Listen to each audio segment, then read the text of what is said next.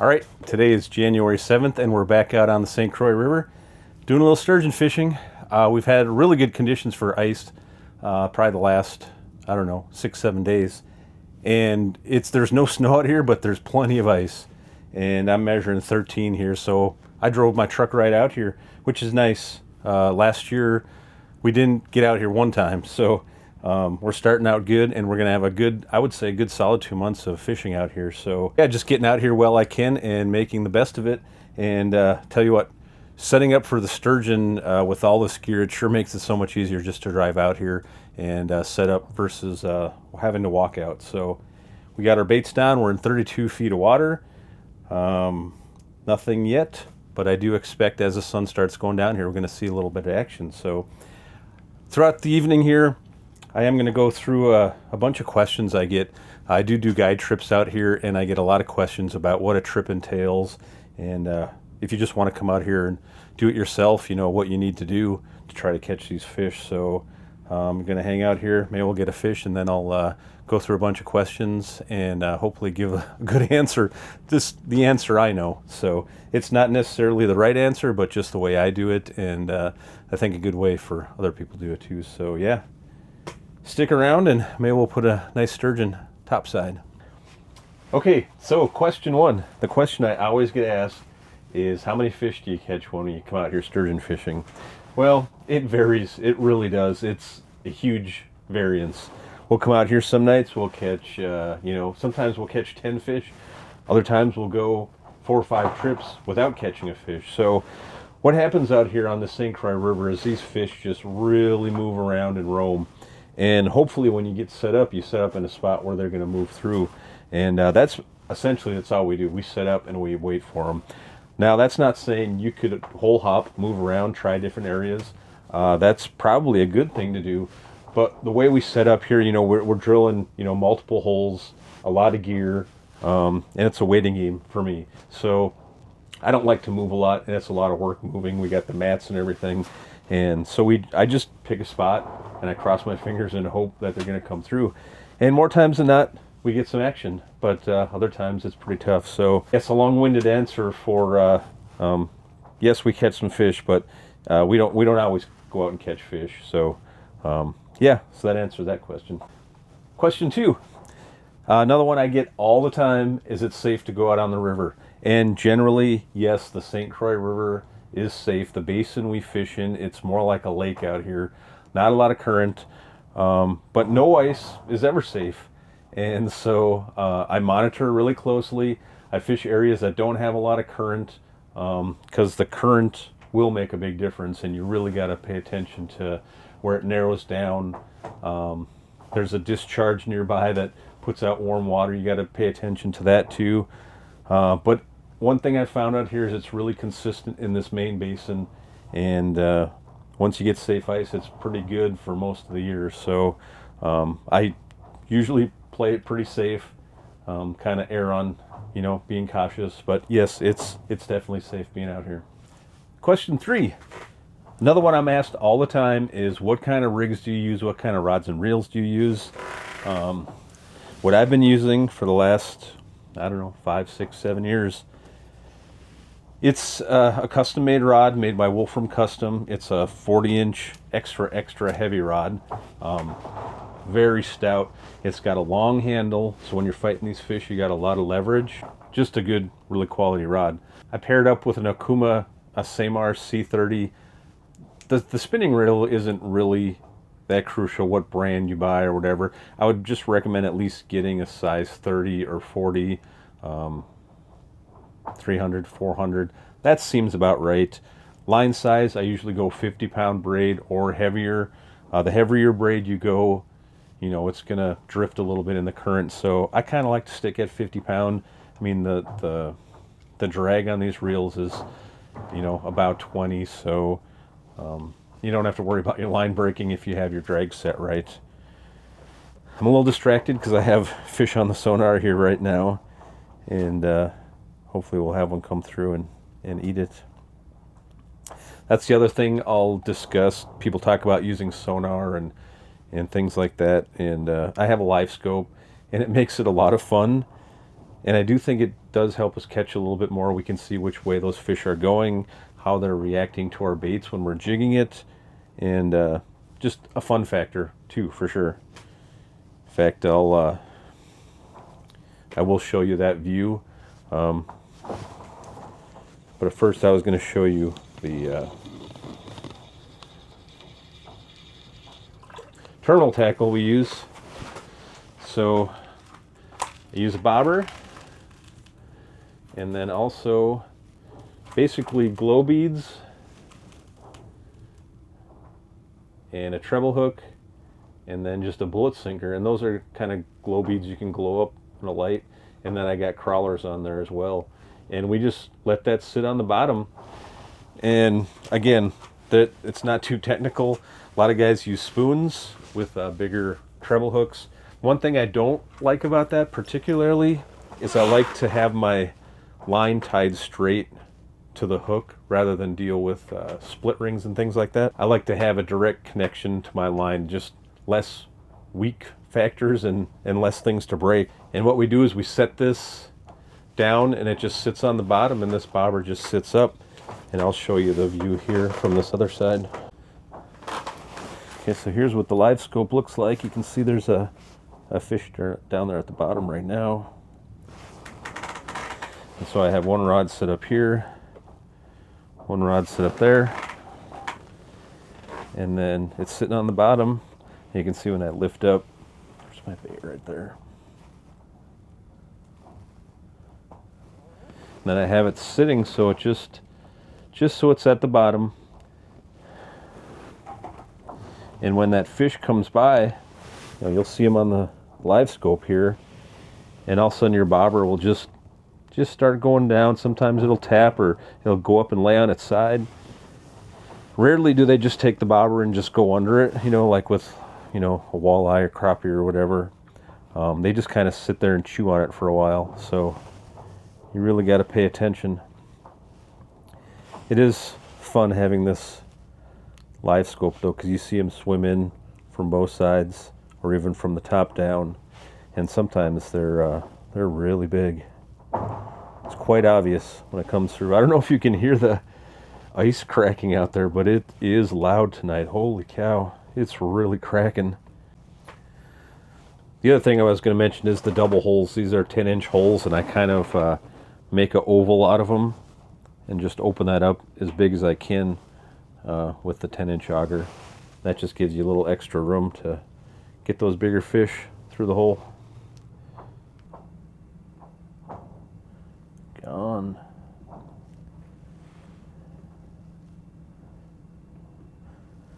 I like seeing them come right through the bottom like that, though. It just turns like a bright orange.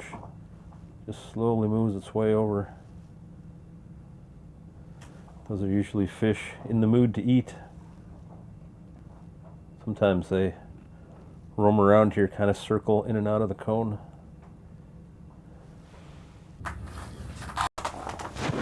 All right, that took a while, but we're finally hooked up. Looks like a heavy fish too. He was down there messing around for a long time. Oh, there he goes. Oh. Making a run.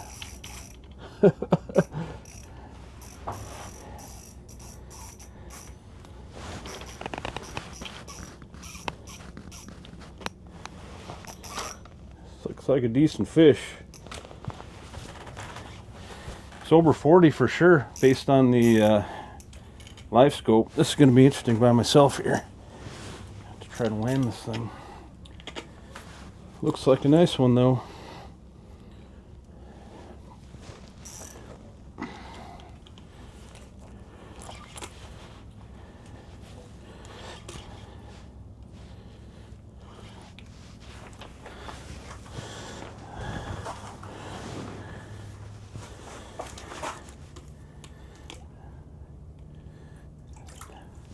Definitely a nice one.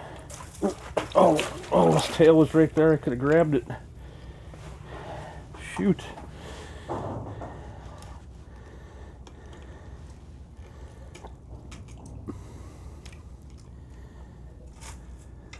Oh, it's in the live scope. Get out of there.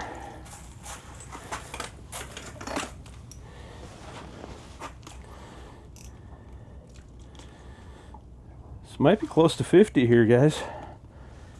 This might be a 50. Here he comes.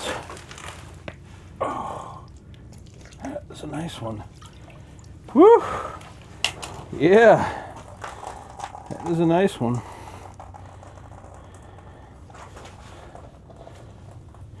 Not quite 50, but close. There we go. That is a nice one. Sat here for about, I don't know, probably 3 hours. I'll take it. Let's get a measurement of this one. All right, here we go. My lighting's not very good here, but not as big as I thought. 45. Nice one. Get this one back in. All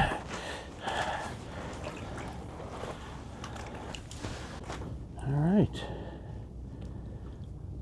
Thanks for the fight, buddy. See you later. I literally just put my bait back down there. Oh my gosh, I got him. What the heck? Oh, I missed him. There he is. You gotta be kidding.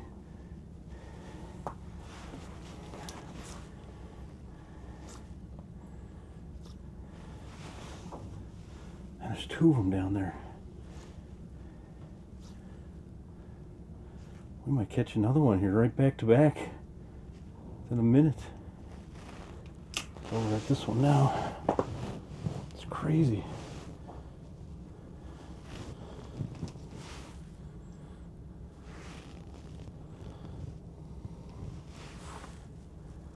Okay, he's back over at this one.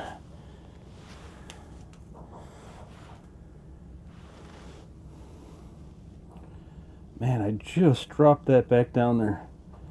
And I had him for a second.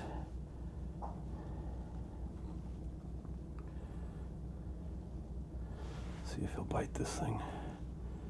Oh, he went by it. Turn around. Oh, he turned around. Coming back at it. Just waiting for that bobber to bob a little bit here. Oh, he's going back to this other one.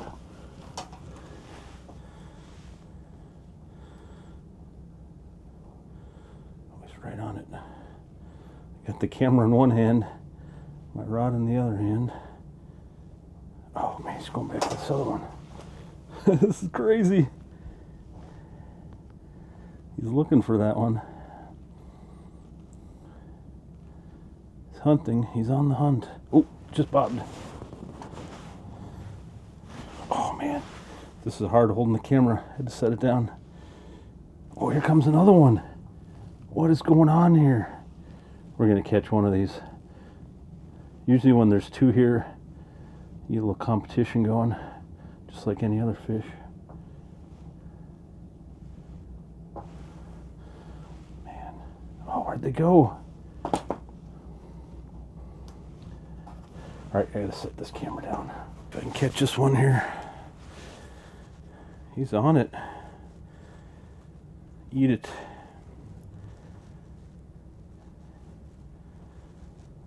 He's going back over to this one.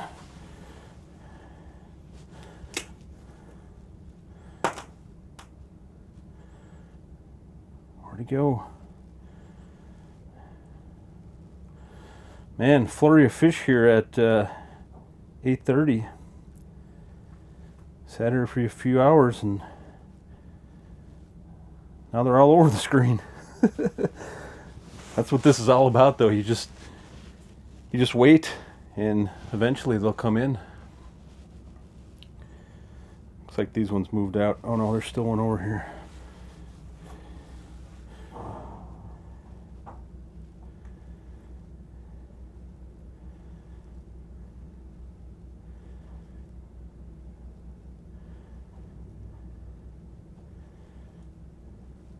I can't believe I dropped that one down immediately, and he was back on there again. Oh, he's back again. See if he'll eat this time. I saw that one bob. Oh, I think he hit it with his tail.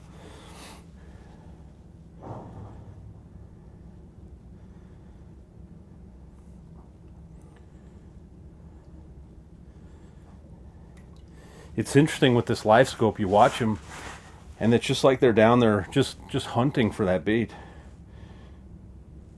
He's back again now. They're just like they do kind of circles down there. This looks like a bigger one coming in here. He's on this one here. Come on. It's right on it. Oh, there we go. Got him. Heck yeah. That was 2 fish within 5 minutes. Or this one's smaller for sure. But we'll take it. Heck yeah. Not bad. That hook out. Come on, buddy. Open your mouth. There we go. It's a smaller one. It's alright though. They're just so tough. That one's probably, I don't know, 32, 33. All right, nice little flurry. Let that one go.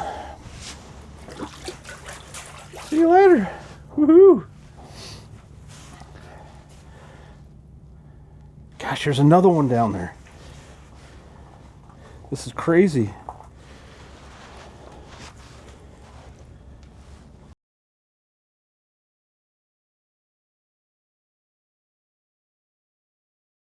That was fun. Let's answer a couple other questions I get asked all the time. The first one is, where do I fish on the St. Croix? Generally, it's between Stillwater and Hudson. There's kind of like a big basin. And that's mostly all for ice sturgeon. I do go other places in the summer, but when I'm ice fishing, I'm mostly in this area. Sometimes I will go down to Prescott. There's some areas down there you can get to too. And then what ties into that is, how do you get out here? What access do you use? It's kind of tough. There's a few public ones you can use. There's one in Bayport. It's called Lakeside Park. You got to park in the little lot there, and you got to drag all your stuff down this big hill and then walk out. There's no way to drive on to the river right there. Across from there in North Hudson, it's called Ferry Landing. You can drive right down to the ice down there, and sometimes I'll load my stuff off down at the ice and then park on top of the hill until I can drive out. And sometimes you can just drive right onto the ice from that one too. And then straight across from North Hudson, it would be on the west side of Bayport.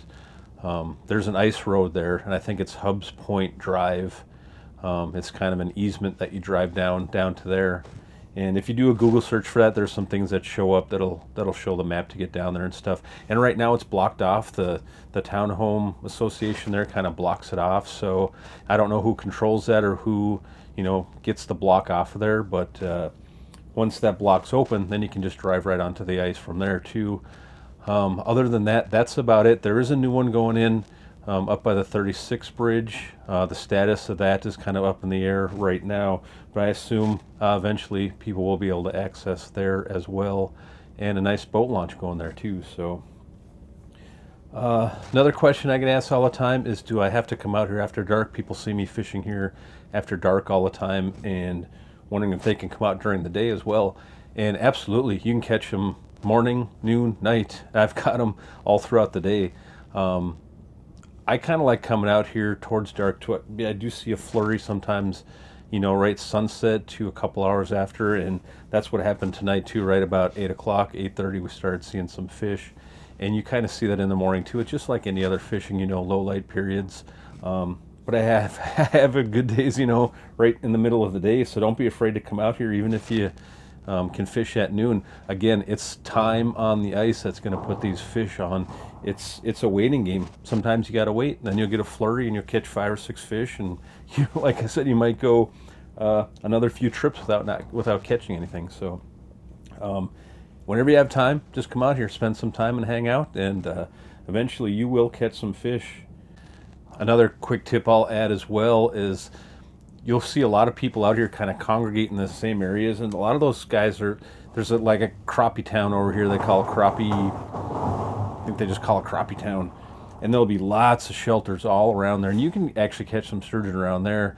And then there's popular places kind of up by the bridge, by the discharge, and then down from the ice road there off hubs as well.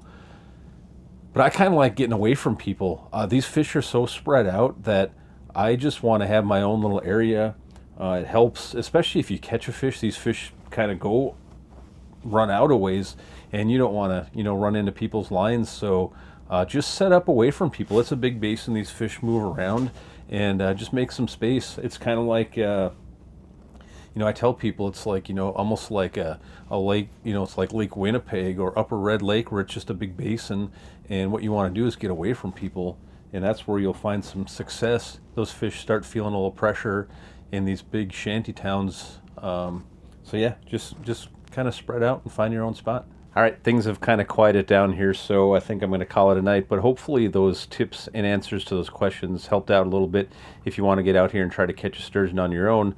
Otherwise, if you want to get out here and do it with me, I do guide trips out here. You just have to go to my website, threeriversfishingadventures.com. I have plenty of dates available this winter, and we have 2 full months of sturgeon season to get out here and try it. So good chance to get out and learn, and I'll show you the ropes. Thanks again for watching.